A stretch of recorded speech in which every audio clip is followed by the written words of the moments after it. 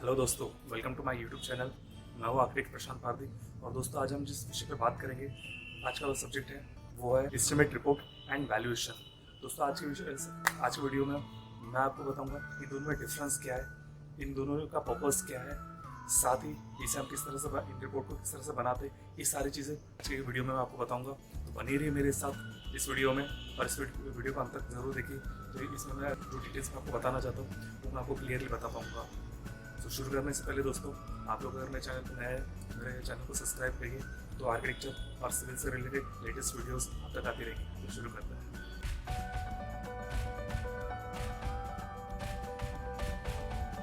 सबसे पहले दोस्तों, इसमें बात करेंगे हम लोग एस्टिमेट रिपोर्ट की। एस्टिमेट रिपोर्ट क्या है, किस तरह से बनती है और इसका क्या पर्पस है। तो सबसे पहले बात करेंगे एस्टिमेट रिपोर्ट क्या है।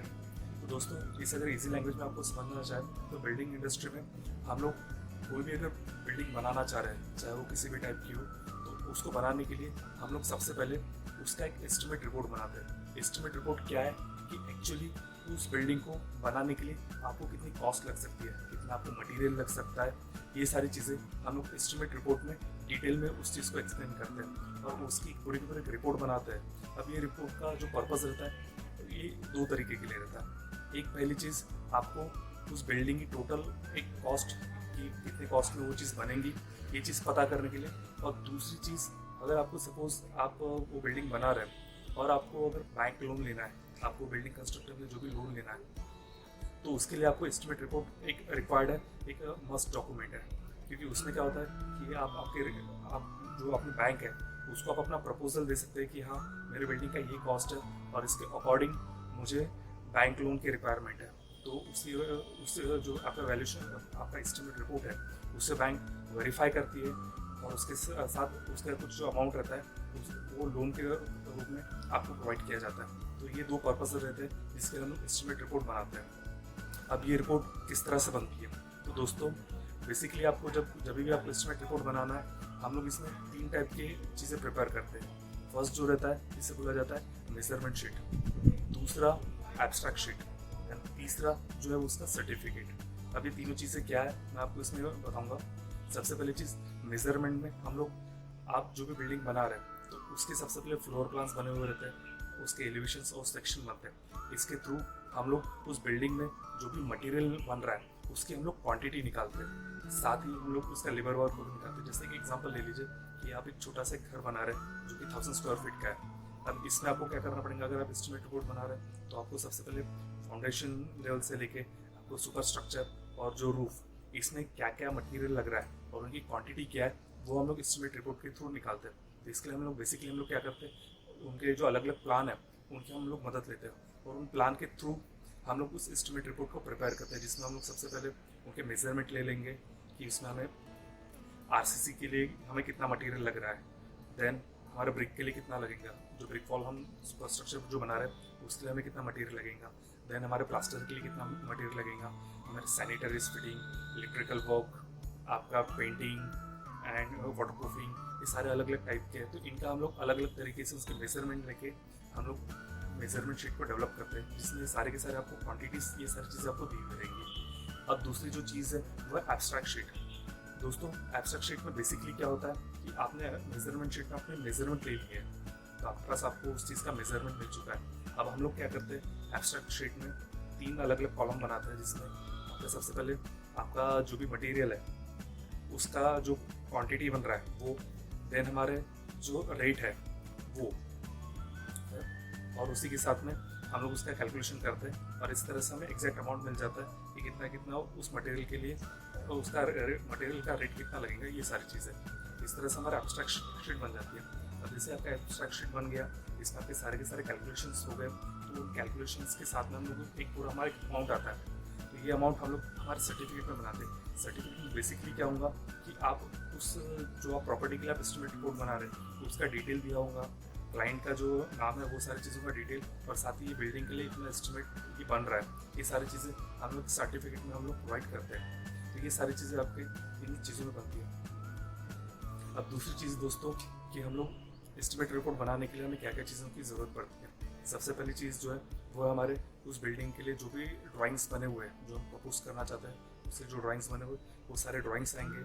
साथ ही आपको जो एस्टिमेट रिपोर्ट बनाना है, मेजरमेंट शीट बनाना है और एब्स्ट्रैक्ट शीट बनाना है, उसके लिए हमें सबसे पहले किसी बेंचमार्क या फिर जो हमारे जो स्टैंडर्ड है उनकी ज़रूरत पड़ती है। तो इसके लिए हम लोग इसमें बेसिकली हम लोग CSR का यूज़ करते हैं। CSR क्या है, बेसिकली जितने भी रीजनल एरिया रहते हैं वहाँ पे गवर्नमेंट ने ऑलरेडी जो रेट है वो फाइनलाइज करके रखे हुए हैं। जैसे कि आप लेबर रेट वहाँ उस एरिया में कितना हो सकता है, मटीरियल रेट कितना हो सकता है, ये सारी चीज़ों का रेट आपको CSR में दिया हुआ होगा। तो CSR की मदद से हम लोग एस्टिमेट रिपोर्ट को प्रिपेयर करते हैं।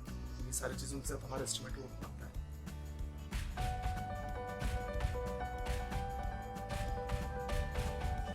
बात करेंगे दोस्तों वैल्यूएशन रिपोर्ट क्या है। तो दोस्तों बेसिकली क्या है, वैल्यूएशन और एस्टिमेट एक थोड़ी सिमिलर चीज़ है, बट दोनों में एक छोटा डिफरेंस है।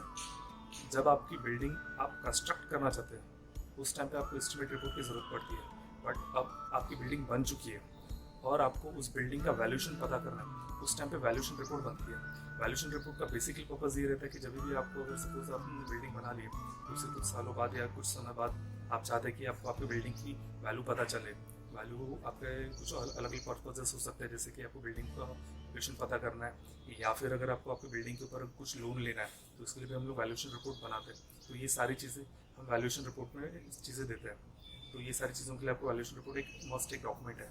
अब ये प्रिपेयर किस तरह से होता है, तो दोस्तों इसके लिए बेसिकली क्या होता है कि आपका जो भी जिस भी बिल्डिंग का आपको वैल्यूएशन बनाना है तो इसमें हम लोगों को दो चीज़ों की ज़रूरत पड़ती है। सबसे पहली चीज़ कि जो आपकी प्रॉपर्टी है वो वहाँ पे जितना भी लैंड एक्वायर्ड है वो लैंड की कॉस्ट कितनी है, और दूसरी चीज़ वहाँ पे जो बिल्डिंग बनी हुई है, जो स्ट्रक्चर बना हुआ है वो स्ट्रक्चर की कॉस्ट कितनी है।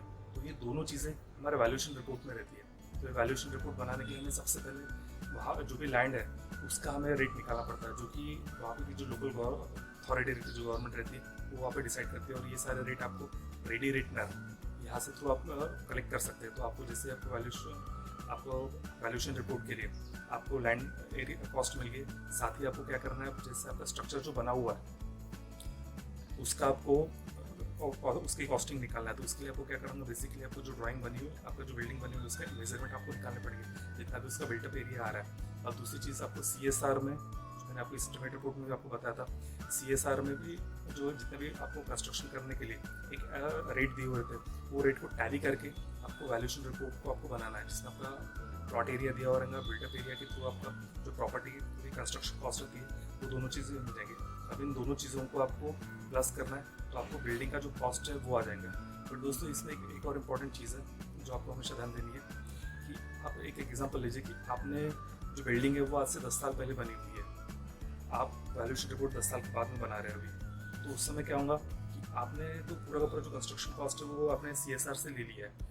बट जैसे जैसे बिल्डिंग की एज बढ़ती है वैसे वैसे उस बिल्डिंग की जो वैल्यू है वो कम होती चली जाती है। तो आपको वैल्यूएशन रिपोर्ट में एक चीज़ हमेशा याद रखना है कि आपको डिप्रिसिएशन भी आपको हमेशा ऐड करना है कि उसका डिप्रेशन कितना है। अब ये सारी चीज़ें भी आपको उसमें CSR में मिल जाएंगी, तो उसके थ्रू आपको उन चीज़ों को बनाना है। बट एक एग्जांपल ले लीजिए कि जैसे एक रिपोर्ट रखिए, अगर आपकी कोई बिल्डिंग बन रही है तो 2.5 या 3 साल तक उसके ऊपर कोई भी डिप्रिसिएशन नहीं होता, बट आफ्टर 3 इयर्स वहाँ पे डिप्रिसिएशन ऐड होते चले जाता है। तो डिप्रिसिएशन के लिए उसके चार्ट्स वगैरह बने हुए उनको फॉलो करके आपको वैल्यूएशन रिपोर्ट बनानी है।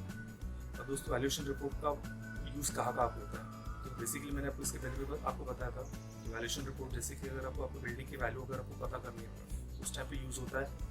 प्लस दूसरी चीज़, अगर आपको सपोज आपको आपके प्रॉपर्टी के ऊपर आपको लोन चाहिए, जैसे एग्जांपल ले लीजिए कि आपकी ये प्रॉपर्टी है, इसके थ्रू आप लोन लेके आप कहीं और जगह पर यूज़ करना चाहते हैं, तो उस टाइम पे आप बैंक के पास जाएंगे तो बैंक आपको उस चीज़ आपकी प्रॉपर्टी का वैल्यूएशन रिपोर्ट मांगेगी। तो वो वैल्यूएशन रिपोर्ट आपको ये बनाना पड़ेगा। तो इसलिए इसका एक इम्पॉर्टेंट चीज़ रहती है। तो ये दोनों चीज़ें अलग अलग है, एस्टिमेट रिपोर्ट डिफरेंट है, वैल्यूएशन रिपोर्ट डिफरेंट है। अब एक और चीज़ दोस्तों कि कौन ये वैल्यूएशन रिपोर्ट और एस्टिमेट रिपोर्ट बना सकता है, तो बेसिकली दोस्तों यहाँ पे जो टेक्निकल पर्सन है, आर्किटेक्ट और सिविल इंजीनियर्स, ये लोग ये दो टाइप के जो रिपोर्ट है वो लोग बनाते हैं, या फिर आप किसी वैल्यूअर के पास भी जा सकते हैं जो कि वैल्यूएशन रिपोर्ट बनाता है। तो आज की वीडियो में दोस्तों इतना ही। आपको आज की वीडियो कैसी लगी कमेंट बॉक्स में ज़रूर बताइए। साथ ही आपके जो भी सजेशंस होंगे वो आप हमें लिख सकते हैं, और मेरे चैनल को सब्सक्राइब करना ना भूलिए। सो आर्किटेक्चर और सिविल से रिलेटेड लेटेस्ट वीडियो आप तक आती रहेगी। Thank you.